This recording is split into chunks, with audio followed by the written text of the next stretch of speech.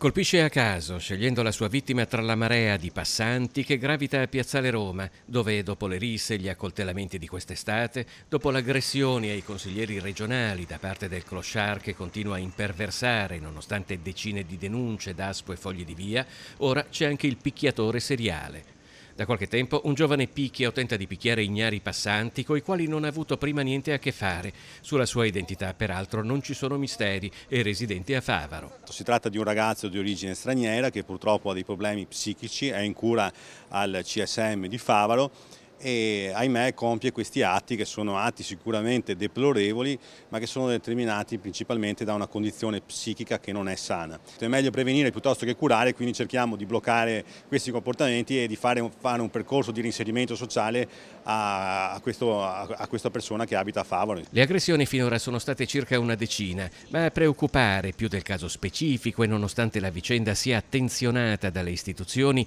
è il timore di un problema più ampio che appare strutturale al nostro sistema quando si rivela inefficienti ad affrontare casi apparentemente semplici, come nel caso del clochard che nonostante un pacco di DASPO e fogli di via continua a stare proprio a Piazzale Roma. Seppure il sistema giudiziario mette al centro la persona e cerca comunque attraverso, penso all'istituto della messa alla prova, piuttosto che i lavori di pubblica utilità,